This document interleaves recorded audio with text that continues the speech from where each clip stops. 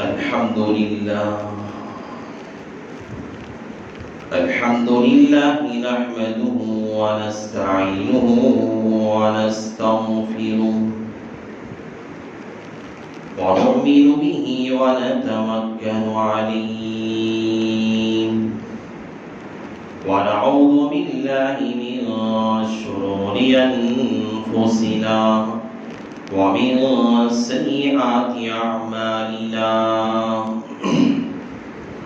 من يهده الله فلا مضل له ومن يضلله فلا هادي له ونشهد أن لا إله إلا الله وحده لا شريك له ونشهد أن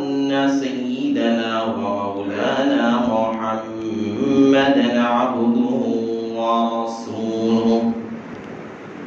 صلى الله عليه وعلى آله وأصحابه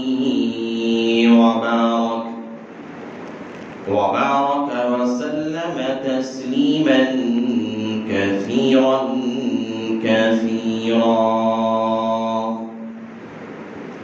أما بعد فأعوذ بالله من الشيطان الرجيم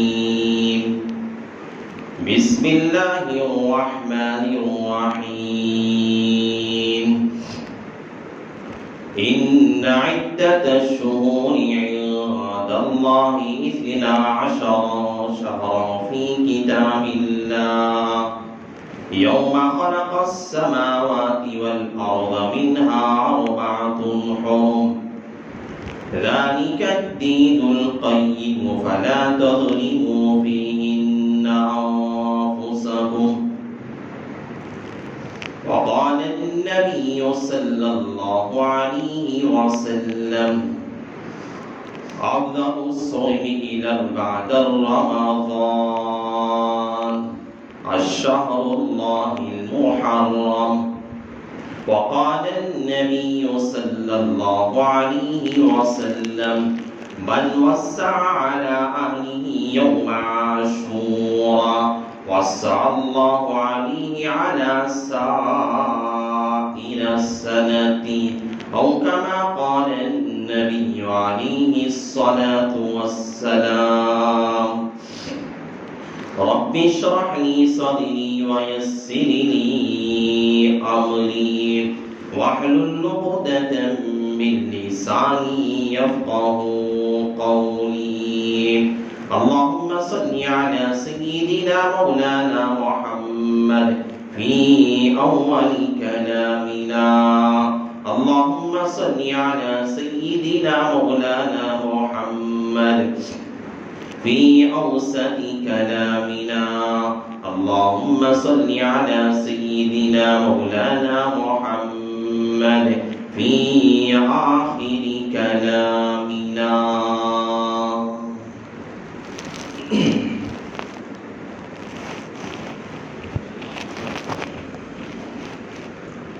معزز سامعین کرام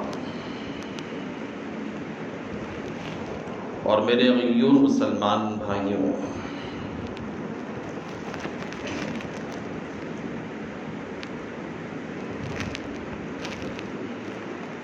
یہ ایام جو چل رہے ہیں ہماری زندگی جن ایام سے گزر رہی ہے یہ مسلمانوں کے لیے اپنے سال کا آغاز ہے، نئے سال کا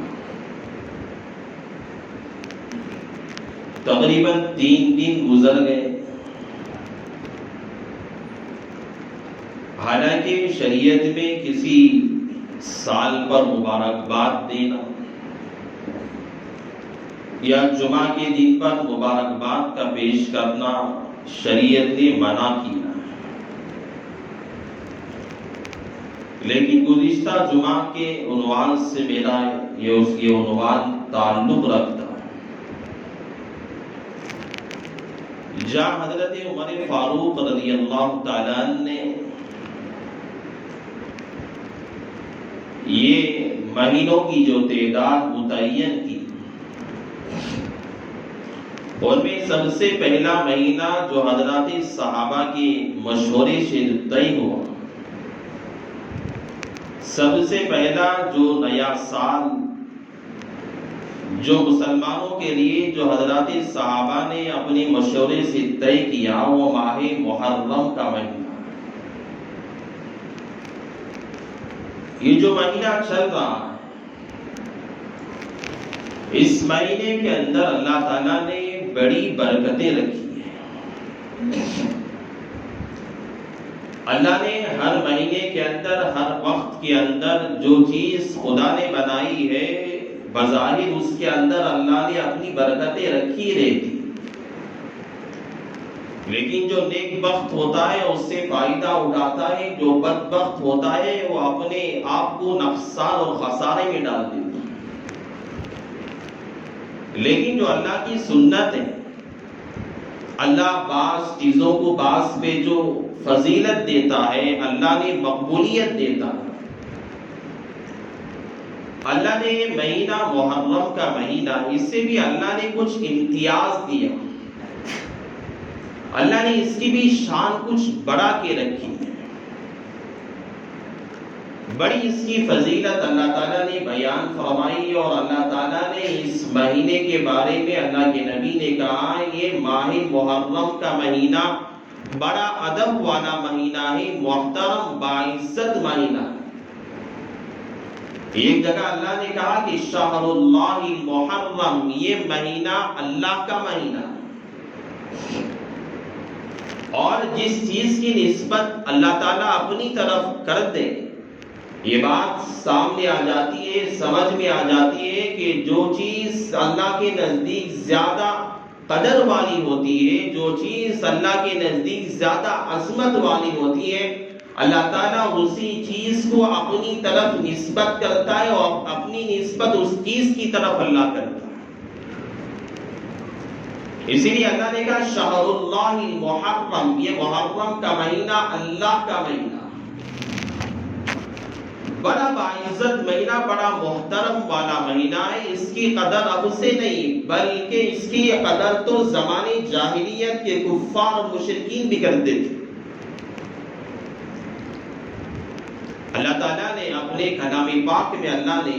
اس مہینے کی قدر کی طرف اللہ نے اشارہ کیا، ان عدت الشہور عند اللہ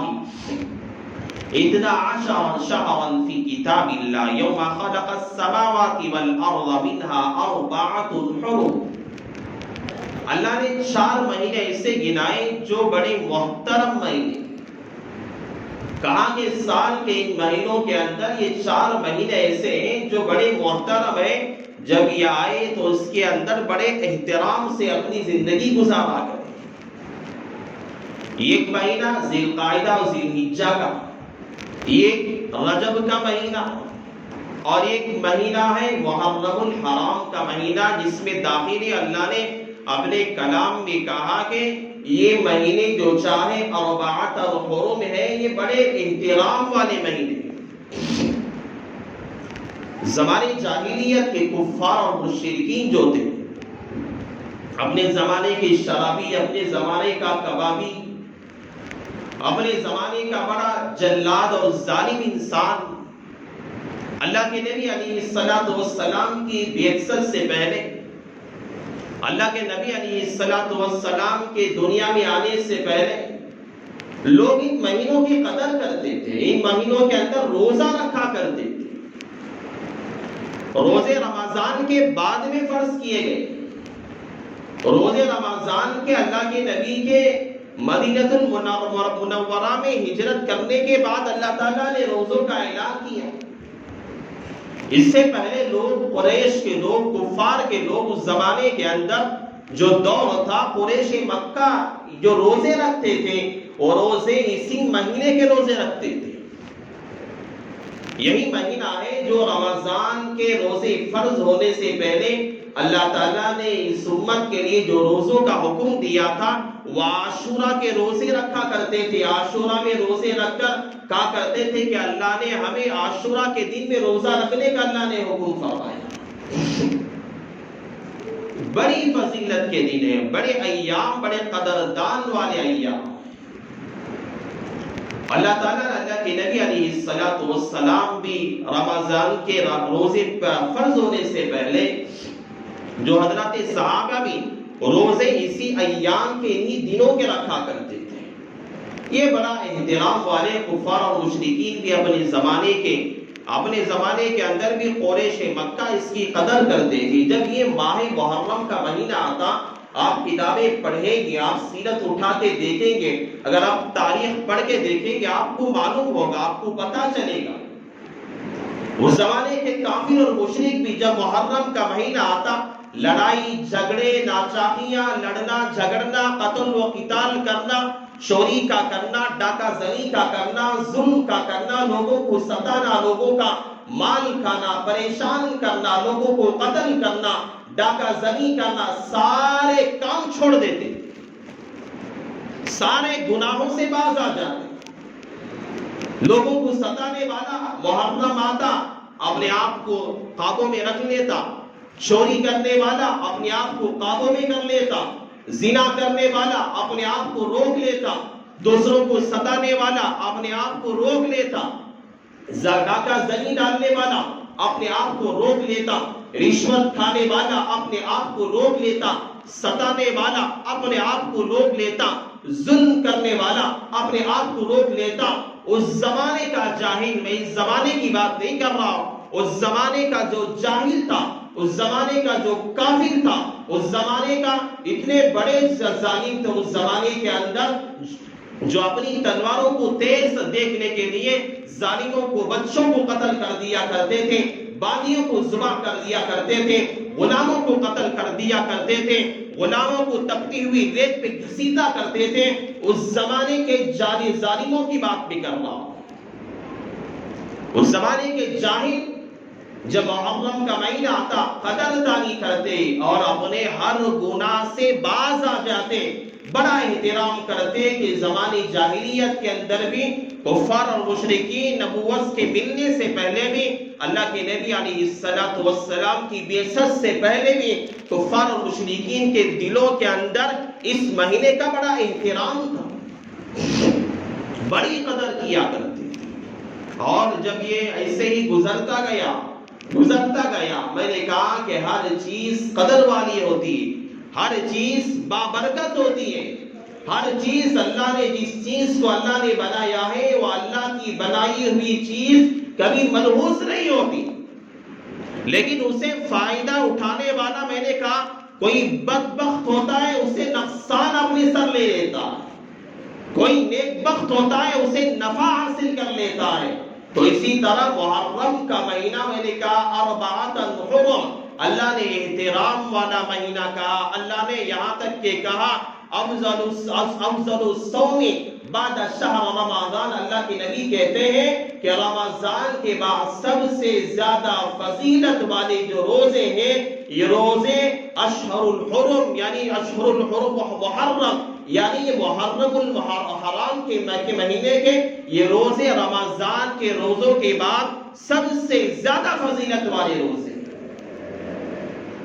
لیکن جب محرم کا مہینہ آتا ہے، لوگ کبھی کوئی ملکہ، کوئی بدبخت ہوتا ہے تاریکی میں چلا جاتا، نیک بخت ہوتا ہے صحیح عقل اور سمجھ رکھنے والا، جو اللہ نے جو فضیلتوں کو بیان کیا ان فضیلتوں سے بھرپور فائدہ اٹھاتا ہے۔ اللہ کے نبی نے جو احادیث کے اندر اللہ کے نبی نے جو احکامات کا تذکرہ کیا، نیک انسان اسے بھرپور فائدہ اٹھاتا ہے۔ لیکن جو یہ آدمی بدبخت ہوتا ہے، جو اپنی عقل کے اعتبار سے کمزور ہوتا ہے، دینی شعور کم رکھا کرتا ہے، دینی اعتبار سے کم رکھا کرتا ہے، وہ آدمی محرم آنے کے بعد یہ خیال کرتا ہے جہاں لوگ ماتم کرنے پہ چلے جاتے، لوگ رونا دھونا شروع کر دیتے، لوگ اپنے یہاں سوگ منایا کرتے، لوگ اپنے گھروں کے اندر شادی کرنا بند کر دیتے ہیں، لوگ تقریبات کرنا بند کر دیتے ہیں، لوگ ولیمہ کرنا بند کر دیتے ہیں، لوگ اپنے یہاں کوئی اچھی مجلس کا قائم کرنا یہ بند کر دیتے ہیں۔ جب تاریخ شادی کی آتی ہے، جب کوئی ولیمے کی ڈیٹ رکھنے کا مسئلہ آتا ہے، جو کوئی اپنے گھر کا مسئلہ آتا ہے، اپنے گھر کے افتتاح کا مسئلہ آتا ہے، اپنی گھر کی ٹھنڈک کا مسئلہ آتا ہے، یا اپنے یہاں کوئی کام شروع کرنے کا مسئلہ آتا ہے، اس زمانے کے جاہل نہیں، اس زمانے کے جاہل آج بھی ایسے موجود ہیں جو یہ کہا کرتے ہیں کہ شادی محرم میں ہم نہیں کریں گے، گھر کی افتتاح ہم محرم میں نہیں کریں گے، ولیمے کا مسئلہ ہے محرم میں ہم نہیں کریں گے، کوئی تقریبات کا مسئلہ ہے ہم محرم میں نہیں کریں گے، کوئی اچھا کام ہے ہم محرم میں نہیں کریں گے۔ یہ سوگ کا مہینہ ہے، یہ رونے دھونے کا مہینہ ہے، یہ غم خاری کا مہینہ ہے۔ لوگ مغالطے میں آ کر اپنی جاہلانہ رسومات پر، اپنی جاہلانہ باتوں پر، جو اس زمانے کا ابو جہل بھی کام نہیں کیا کرتا تھا، جو اس زمانے کا عتبہ بھی کام نہیں کیا کرتا تھا، جو اس زمانے کا شیبہ بھی ان رسومات پہ عمل نہیں کیا کرتا تھا، آج کا جاہل کہتا ہے کہ ہم محرم میں نیک کام کریں گے ہی نہیں۔ حالانکہ تاریخ ہم پڑھیں، ہاں جب ہم ایسے لوگوں سے جب پوچھتے ہیں بھائی بات کیا ہے تمہاری، محرم کے اندر شادی نہ کرنا، تقریبات نہ کرنے کی وجہ کیا ہے، تو لوگ کہتے ہیں کہ اس مہینے میں نواسے رسول حضرت حسین رضی اللہ تعالیٰ کی کربلا کے اس کی سرزمین پہ شہادت ہوئی، اور اس کربلا کی سرزمین پہ سارے خاندان پہ ظلم کیا گیا تھا، اس وجہ سے ہم لوگ ماتم کرتے ہیں، ہم روتے ہیں، اور اس مہینے کے اندر ہم نیک کام، کوئی اچھے کام، کوئی خوشی والے کام ہم نہیں کیا کرتے۔ ایسا نہ سمجھو کہ آج کی رواج ختم ہو چکا ہے، ایسا نہیں، ایسے بھی آج لوگ ہیں، ایسے لوگ بھی ہیں جہاں میں نے بہت سارے لوگوں کو دیکھا کہ شادی کی بات چیت جب ہوتی ہے، محرم کا مہینہ جو آتا ہے کہتے ہیں بھائی محرم کا مہینہ گزرنے دو، سفر کا مہینہ گزرنے دو، تو 2 مہینے گزرنے کے بعد نکاح کر لو، یا محرم سے پہلے ذی الحجہ میں نکاح کر لو، چاہے جو سا بھی دن ہو۔ حالانکہ غلط بات ہے، یہ ساری کی ساری باتیں غلط ہیں۔ ماتم کا کرنا، حضرت حسین کی شہادت پہ کرنا، نہ اللہ نے اپنے کلام میں کسی آیت کے اندر اللہ نے حکم فرمایا ہے، نہ اللہ کے نبی علیہ السلام نے حکم فرمایا ہے۔ حالانکہ دیکھو ماتم یہ حضرت حسین کے لیے کرتے، شریعت میں اگر شوہر بن جاتا ہے، شوہر جو ہمیشہ بیوی کے ساتھ رہنے والا، اپنی اندرونی زندگی کے اندر، اپنی ظاہری زندگی کے اندر اپنا دکھ سکھ کو سنانے والا شوہر اگر مر جاتا ہے، شریعت کہتی ہے کہ اس کے لیے بس ہے 4 مہینے 10 دن ہے، انہی 4 مہینے 10 دنوں کے اندر عورت اپنے شوہر کے لیے روئے گی، سوگ منائے گی۔ 4 مہینے 10 دن سے زیادہ ہونے کے بعد عورت کے لیے سوگ منانا اپنی شوہر کے انتقال پر جائز نہیں ہے۔ آپ کوئی اپنا کسی کا بھائی انتقال گیا، کوئی خاندان والا انتقال کر گیا، گھر والے سوگ منائیں گے، شریعت کہتی ہے 3 دن، اس سے زیادہ شریعت میں رونا دھونا سوگ منانا جائز ہی نہیں ہے۔ لیکن یہ سال ہاں سال گزرنے کے بعد، سال ہاں سال ہونے کے بعد بھی لوگ سوگ کی بات کرتے ہیں، حالانکہ بالکل غلط باتیں اللہ کے نام کسی حدیث سے ثابت ہے۔ دیکھو میں آپ کو سمجھاتا ہوں، اللہ کے نبی علیہ السلام نے اگر کہا ہوتا حدیث پاک کے اندر، اللہ کے نبی علیہ السلام سے لے کر حضرت حسین کی شہادت کے درمیان کا جو فرق ہے، یہ 60 سالوں کا فرق ہے۔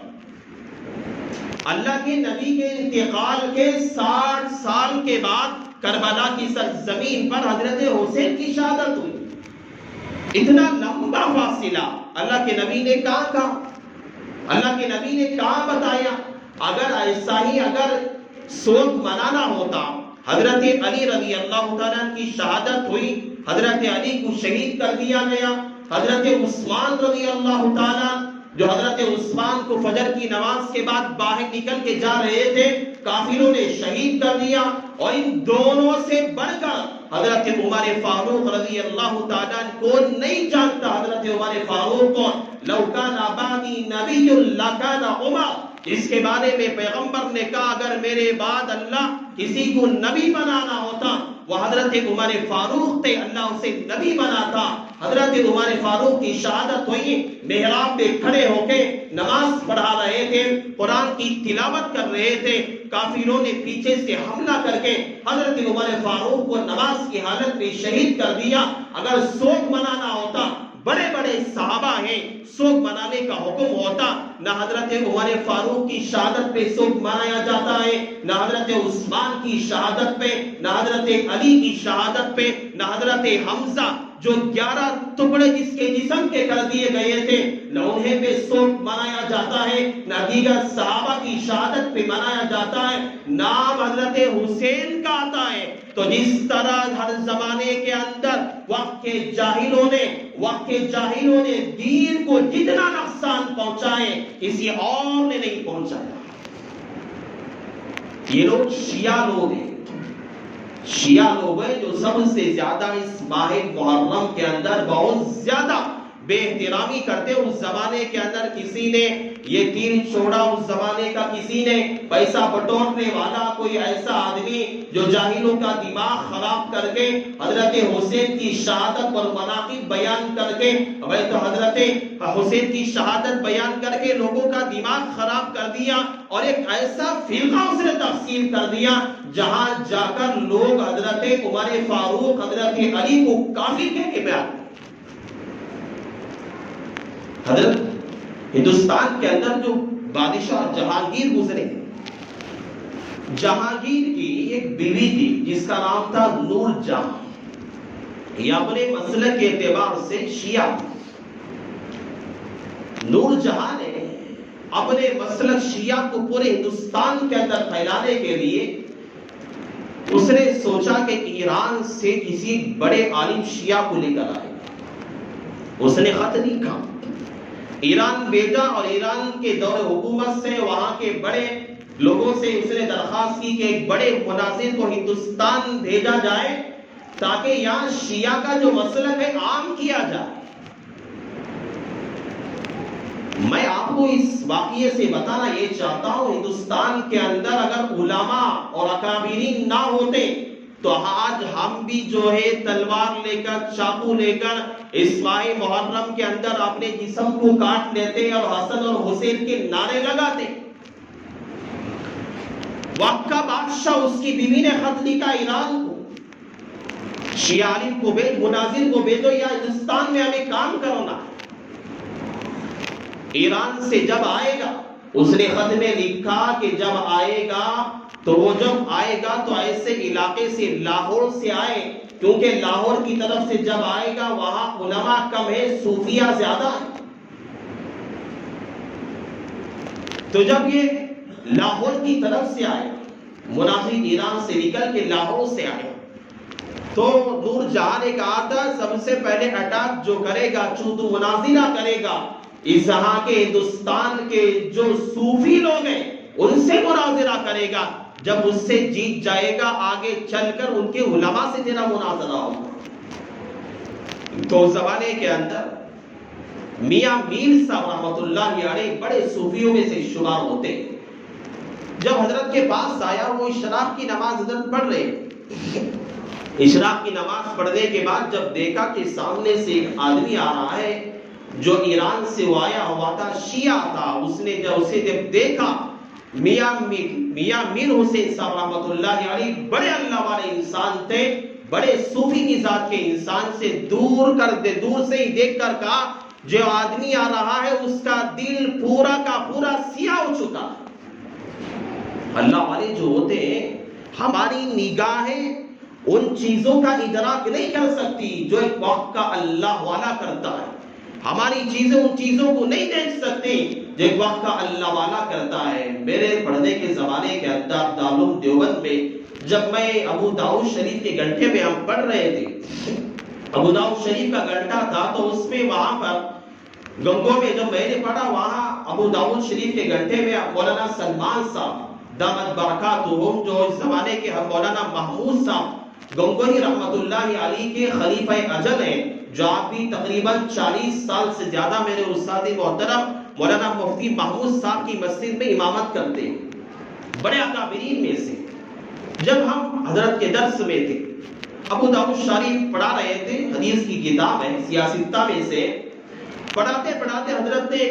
شاید آدمی سے اس بچے سے کہا، بہت سارے بچے بیٹھتے ہیں، چھوٹی کلاس نہیں، بہت سارے بچے بیٹھتے ہیں، تو اس حضرت نے دور سے اشارہ کہا کہ فلاں بچہ کھڑے ہو، اور اسے حضرت نے ڈانٹا، اور وہ ایسی جگہ کا بچہ رہنے والا تھا، کبھی نہ اس نے حضرت سے ملاقات کی تھی، نہ وہ حضرت کے پاس آیا تھا، بس درس میں آتا تھا جاتا تھا، لیکن حضرت والا نے اس بچے کا چہرہ دیکھا اور حضرت نے یہیں بیٹھ کر کہا کہ تو فلاں فلاں کام کرتا ہے، اس سے باز آ جا، تیرا دل مردہ ہوتے جا رہا۔ ہم سارے طلبہ پریشان ہو گئے، میرے ساتھ آس پاس میں حیدرآباد کے، پھر مہاراشٹر کے ہمارے ساتھی تھے، میں پریشان ہو کے ہم لوگ واپس میں بات کرنے لگے۔ وہ ساتھی جو تھا یہ بہار اور کٹیہار کا یہ رہنے والا تھا، میں اس سے ملاقات کی، جا کر بات کی ہے، تو وہ ساتھی رونے لگا، کہنے لگا کہ میرے ساتھ ایسا ہی معاملہ تھا، میں کوئی ایسا گناہ کر رہا تھا جس کی وجہ سے میرا دل مردہ ہو چکا تھا، اور کسی نے آج تک نہیں کہا تھا۔ حضرت والا پہلے فرد ہے جو مجھے کھڑا کر کے کہہ دیا، انشاءاللہ آئندہ سے میں کبھی وہ گناہ نہیں کروں گا۔ اللہ والے کی جو نگاہیں ہوتی ہیں، یہ المؤمن بفراست المؤمن، النور بھی، جو انسان مومن کے اندر جو اللہ تعالیٰ فراست ایمانی دیتا۔ میر میاں حسین صاحب رحمۃ اللہ علیہ نے دیکھا دور سے اس آدمی کا دل سیاہ ہو چکا ہے، سامنے آیا، اس نے بات چیت کی، سلام کیا، حضرت نے سلام کا جواب دیا، سلام کا جواب دینے کے بعد حضرت سے بات چیت ہوئی، اس نے کہا کہ میں آپ سے بات چیت کرنے کے لیے، حضرت نے پوچھا کہاں سے آیا؟ کہا اس نے ایران سے، میں مناظر ہوں۔ کیا کرتا ہے؟ میں مناقب حسین بیان کرتا ہوں۔ حضرت نے کہا چل بیان کر۔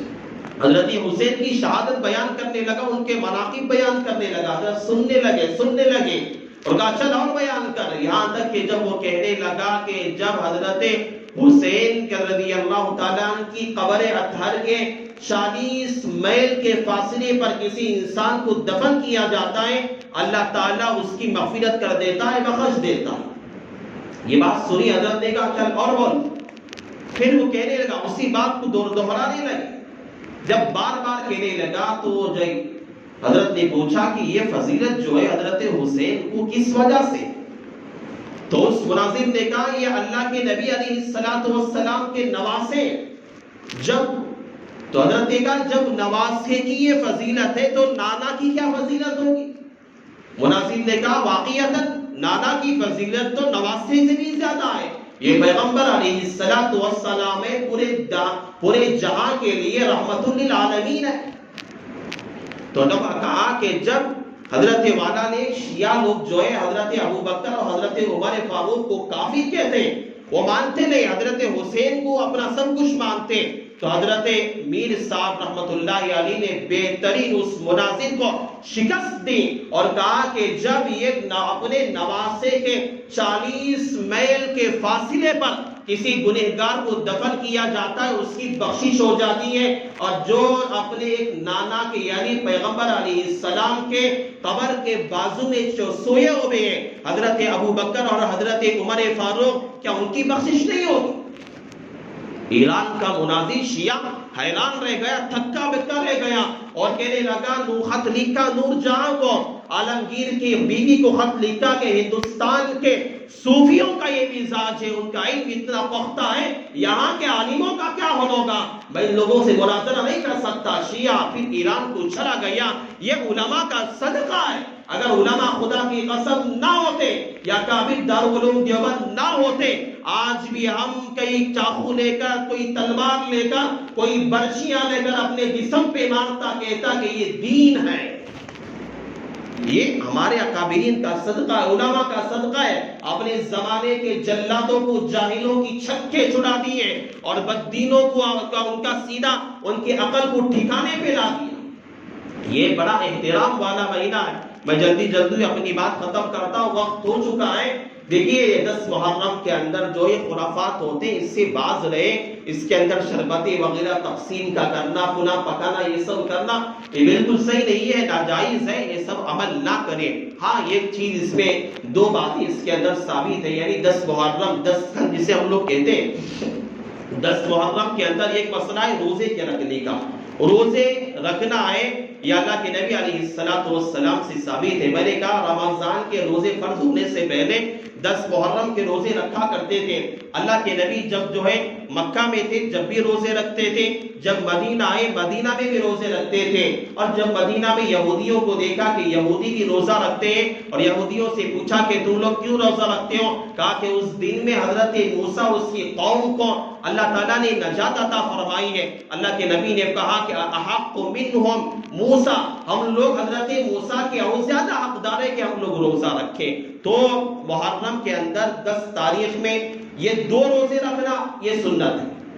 ایک روزہ رکھنا، اللہ کے نبی نے کہا یہودی ایک روزہ رکھتا ہے ان کی مخالفت کرو، خالف الیہود والنصارى والمشرکین، یہودیوں کی مشرکین کی مخالفت کیا کرو، جو کام وہ لوگ کرتے اسی کے طریقے پہ کام نہ کیا کرو۔ وہ لوگ ایک روزہ رکھتے ہیں، ہم لوگ 2 روزے رکھیں گے۔ محرم آئے گا 10 تاریخ پہ ایک روزہ رکھو، یا 9-10 پہ روزہ رکھو، یا 10-11 کا روزہ رکھو۔ یہ روزہ رکھنا اللہ کے نبی نے حدیث میں کہا کہ گزشتہ 1 سال کے گناہ معاف ہو جاتے ہیں۔ بڑی فضیلت ہے، روزے کا اہتمام کرو۔ اور ایک تیسری بات یہ ہے کہ حدیث پاک کے اندر میں نے خطبے میں بھی یہ حدیث پڑھی ہے کہ من وسع علی اہلہ یوم عاشوراء وسع اللہ علی سائر سنۃ۔ محرم کے 10 تاریخ کے اندر جو بندہ، یہ روایت اپنی جگہ ضعیف ہے، شیخ الاسلام حضرت مولانا تقی اسماعیلی صاحب دامت برکاتہ العالیہ نے لکھا ہے یہ روایت اپنی جگہ کمزور ہے لیکن عمل کے اعتبار سے بڑی مضبوط ہے۔ بڑے بڑے علماء نے اس روایت پہ عمل کیا ہے، خود میں نے اپنے استادوں کو دیکھا ہے اس روایت پہ عمل کرتے ہوئے۔ یہ روایت پہ عمل یہ ہے کہ 10 محرم کے اندر اپنے اہل خانہ پہ وسعت کا کرنا۔ 10 محرم کی تاریخ میں اپنی بیوی پہ، اپنی بچوں پہ، اپنے ماں باپ پہ، اپنے یہاں دکان ہے، دکان میں کام کرنے والے لڑکے ہیں، اپنی یہاں کوئی گاڑی ہے، گاڑی چلانے والا کوئی ڈرائیور ہے، کوئی کلینر ہے، اپنے گھر کا کام کاج کرنے والے نوکر ہیں، ان سارے نوکروں پر اپنی ماتحتی میں کام کرنے والے جتنے سارے لوگ ہیں، اللہ کے نبی نے کہا کہ جو آدمی اس دن میں یعنی 10 محرم کی تاریخ میں جو وسعت کرے گا، خرچ کرے گا، دل کھول کر خرچ کرے گا، پیسے خرچ کرے گا، یا کوئی بھی اپنے گھر میں اچھا کھانا پکا کے کھلائے گا، وَسَّعَ اللَّهُ عَلَى سَائِرَ سَنَتِ، اللہ تعالیٰ پورے سال میں اللہ تعالیٰ اسی طرح اسے برکت عطا فرماتے ہیں۔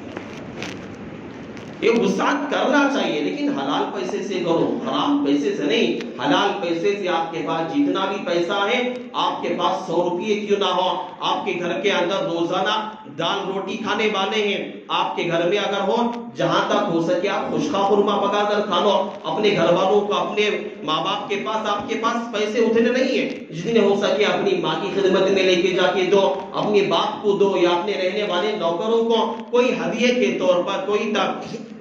جو ہے کوئی گفٹ کے طور پر دو۔ اس دن کے اندر جب خرچ کریں گے، صحیح نیت سے خرچ کریں گے، انشاءاللہ اللہ تعالیٰ بندے کی نیت پہ اللہ تعالیٰ فیصلہ کرے گا۔ اللہ تعالیٰ پورے سال میں اللہ تعالیٰ انشاءاللہ اللہ تعالیٰ برکتوں کو اللہ پھیل دے گا۔ اللہ سے تمہیں دعا کرتا ہوں، اللہ تعالیٰ سب سے پہلے اللہ مجھے عمل کی توفیق نصیب فرمائے، اللہ تعالیٰ آپ لوگوں کو بھی اللہ عمل کی توفیق نصیب فرمائے۔ بس انہی کلمات پر اپنی بات کا اختتام کرتا ہوں۔ آمین وآخر الدعوانا الحمدللہ رب العالمین۔